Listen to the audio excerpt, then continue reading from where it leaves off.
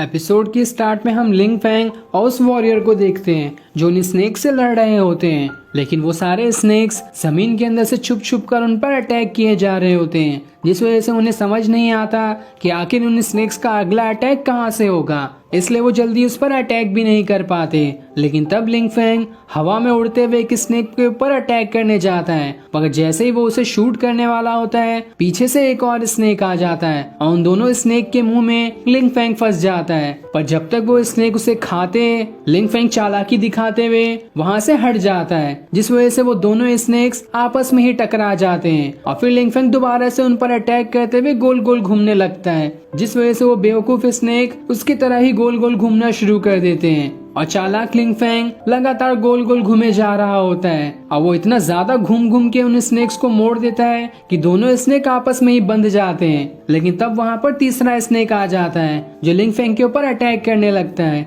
इसलिए लिंग फैंग वहां से भागना शुरू कर देता है, जहां वो उड़ते हुए उस स्नेक को शूट भी किए जा रहा था और फिर वो एक काफी अच्छा निशाना लगाते हुए उस स्नेक के मुंह के अंदर ही शूट कर देता है, जिस वजह से उसका थंडर फ्लैश उस स्नेक के पेट में ही जाकर फट जाता है और इस वजह से उस स्नेक को बहुत ही ज्यादा तकलीफ होने लगती है और वो तड़पते हुए वहां से भागने में ही अपनी भलाई समझता है, जिसके बाद वो तड़पते हुए वहां से भाग जाता है। तो वहीं वो वॉरियर भी उन दोनों स्नेक्स पर अटैक करके उन्हें वहां से भगा देता है, जिस वजह से वो दोनों स्नेक्स डर के मारे वहां से भाग जाते हैं। लेकिन वो स्नेक वहां से भागे नहीं थे, वो चुपचाप से रेत में घूमते हुए उन दोनों को चारों तरफ से घेर लेते हैं, जो देखकर लिंग फैंग और वो वॉरियर एकदम घबरा जाते हैं। इधर उन स्नेक्स का बड़ा भाई शियाओ से कहता है, तुम बिल्कुल अपने फादर की तरह हो। एक बार मेरी तुम्हारे फादर से लड़ाई हुई थी, जिस लड़ाई में तुम्हारे फादर ने मेरे 2 भाइयों को अपने कार्ड में कैद कर लिया था। जिसके बाद हम उसी फाइट का सीन देखते हैं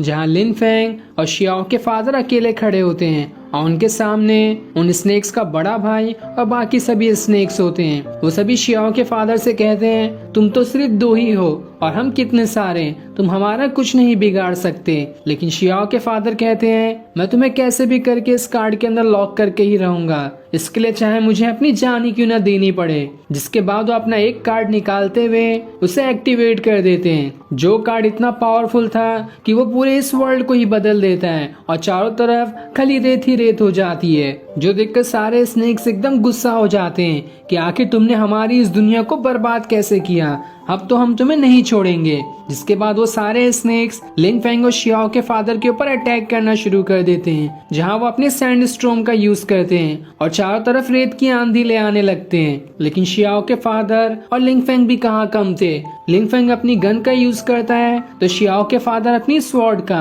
और वो अपनी स्वॉर्ड की मदद से उन स्नेक के बड़े भाई पर ही अटैक कर देते हैं। लेकिन वो भी अपने पूरे 6 सर का इस्तेमाल करता है और उनकी एनर्जी निकालते हुए शियाओ के फादर को दूर फेंक देता है। तो इधर लिंग फैंग अपनी गन से शूट करते हुए उन सभी स्नेक्स को मारने की कोशिश कर रहा होता है, लेकिन उसके सामने 4 स्नेक्स होते हैं और वो अकेला, पर वो फिर भी हिम्मत नहीं हारता और लगातार उन सभी स्नेक्स के सर पे शूट किए जा रहा होता है। लेकिन तब भी एक स्नेक उसे उठाकर दूर फेंक देता है, जिसके बाद वो सभी स्नेक उनसे कहते हैं, अब अगर तुम्हारे अंदर हिम्मत है तो हमें कार्ड में लॉक करके दिखाओ। लेकिन तब भी शियाओ के फादर और लिंग फैंग हिम्मत नहीं हारते, वो दोनों अपनी पावर्स को इकट्ठा करते हुए हवा में उड़ जाते हैं। जिसके बाद वो अपने दोनों वॉरियर को बाहर निकाल लेते हैं, जहाँ लिंग फैंग का वॉरियर ग्रीन वॉरियर था और शियाओ के फादर का गोल्डन वॉरियर, और वो दोनों वॉरियर एक साथ उस स्नेक के बड़े भाई पर ही अटैक कर देते हैं, जिस वजह से उसे काफी ज्यादा तकलीफ होने लगती है। और फिर लिंग फैंग और शियाओ के फादर अपने कार्ड का इस्तेमाल करते हुए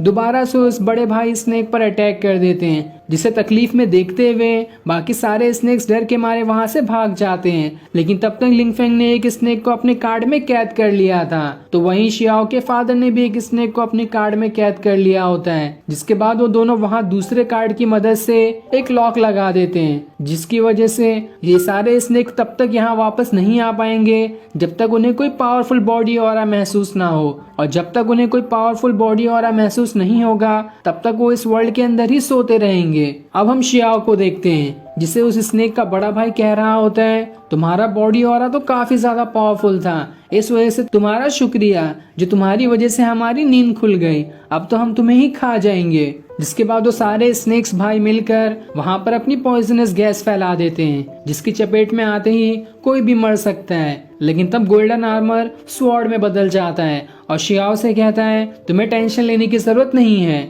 मेरी स्वॉर्ड में इतनी पावर है कि तुम्हारे ऊपर ये कोई भी पॉइजनस फॉग असर नहीं करेगी। जिसके बाद शियाओ उस गोल्डन आर्मर को ऑर्डर देते हुए उसकी ब्लेड बाहर निकाल लेता है और उस स्वॉर्ड को पूरा करते हुए उन स्नेक्स से लड़ना शुरू कर देता है, जहाँ वो सारे स्नेक्स चारों तरफ से उस पर अटैक किए जा रहे होते हैं। लेकिन शियाओ अब काफी ज्यादा पावरफुल दिखाई दे रहा था, क्योंकि उसका पूरा हुलिया बदल गया होता है और उसके पास उसकी स्वॉर्ड भी होती है, जिस स्वॉर्ड की मदद से वो काफी शानदार तरीके से उन स्नेक्स से लड़ रहा होता है। लेकिन वो स्नेक्स भी कम नहीं थे, वो लगातार छुप छुप कर उस पर अटैक किए जा रहे होते हैं और वो सभी मिलकर शियाओ के ऊपर एक ऐसा अटैक करते हैं कि वो दूर जाकर गिरने लगता है। लेकिन तब उसकी स्वॉर्ड में से गोल्डन आर्मर उससे कहता है, मैं अब अपनी असली पावर का यूज करने वाला हूँ, तो इसके लिए तुम तैयार रहना। जिसके बाद वो उसे किसी मिस्टीरियस रैल्म के अंदर ले आता है और उससे कहता है, अब तक जो भी तुमने मेरी पावर यूज करी है वो मेरी पावर्स का बस आधा ही हिस्सा था, लेकिन अब जो तुम यूज करने वाले हो ये मेरी पूरी पावर्स होगी। तुमने आधे ही पावर्स की मदद से उस बीस्ट को हरा दिया था, लेकिन इस बार पूरे पावर्स का इस्तेमाल करते हुए तुम्हें इन स्नेक्स को हराना होगा। जिस पर शियाओ कहता है, मैं तुम्हारी पूरी पावर्स का इस्तेमाल करने के लिए तैयार हूँ। लेकिन गोल्डन आर्मर उसे एक वार्निंग भी देता है, अगर तुमने मेरी पावर्स का कभी भी गलत इस्तेमाल किया तो मुझसे बुरा कोई नहीं होगा। मैं अपनी पूरी पावर्स तुम्हें दे रहा हूँ, इस उम्मीद में कि तुम अपने फादर की तरह निकलोगे और दुनिया को बचाने में अपनी पूरी कोशिश करोगे। इस पर शियाओ कहता है, तुम मुझ पर भरोसा कर सकते हो, मैं बिल्कुल अपने फादर की तरह बनने की कोशिश करूंगा। ये सुनकर गोल्डन आर्मर खुश हो जाता है और फिर वो अपनी पूरी पावर्स को एक्टिवेट करने लगता है। जहाँ वो जैसे जैसे अपनी पावर्स को एक्टिवेट करता है, शियाओ की पावर्स भी बढ़ने लगती है और जैसे ही उसके पास एक स्वॉर्ड थी, गोल्डन आर्मर की पूरी पावर्स यूज करने की मदद से सेम उसकी जैसी एक और स्वॉर्ड उसके पास आ जाती है, जिस वजह से शियाओ के पास अब 2 स्वॉर्ड हो जाती है और उन दोनों स्वॉर्ड की मदद से शियाओ उन सारे स्नेक्स पर अटैक किए जा रहा होता है। जहाँ अब उसके सामने वो सारे स्नेक्स कमजोर होते हैं और उन सभी पर शियाओ अकेला ही भारी पड़ जाता है और उसकी डबल स्वॉर्ड देखने में भी काफी ज्यादा अच्छी दिखाई दे रही थी। वो अपनी डबल स्वॉर्ड का इस्तेमाल करते हुए उन स्नेक्स को तो कुछ समझने का भी टाइम नहीं देता और लगातार उन पर कई सारे अटैक किए जा रहा होता है। वो अपनी स्वॉर्ड को उन पर फेंकते हुए उन सभी को तो उठने का भी मौका नहीं देता और वो 2 स्नेक्स के ऊपर ऐसा अटैक करता है कि वो दोनों वहीं तड़पना शुरू हो जाते हैं और उनके अंदर हिम्मत नहीं बची थी कि वो दोबारा शियाओ पर अटैक कर सके। तब वो उससे कहते हैं, अब तुमसे हमारा बदला हमारा बड़ा भाई ही लेगा। तब वहाँ पर उनका बड़ा भाई आ जाता है, जो कि काफी ज्यादा गुस्से में था। वो शियाओ से कहता है, आखिर तुम्हारी हिम्मत कैसे हुई मेरे भाइयों को इतनी ज्यादा तकलीफ पहुंचाने की? ये चीज तुम्हारे लिए बहुत भारी पड़ने वाली है। ये मत समझना कि तुम्हारी डबल स्वॉर्ड मुझे रोक पाएगी। जैसे तुम्हारे फादर मुझे नहीं रोक पाए थे, वैसे तुम भी नहीं रोक पाओगे। और फिर वो धीरे धीरे शियाओ को मारने उसकी तरफ बढ़ने लगता है, लेकिन शियाओ भी पूरी तरह से तैयार था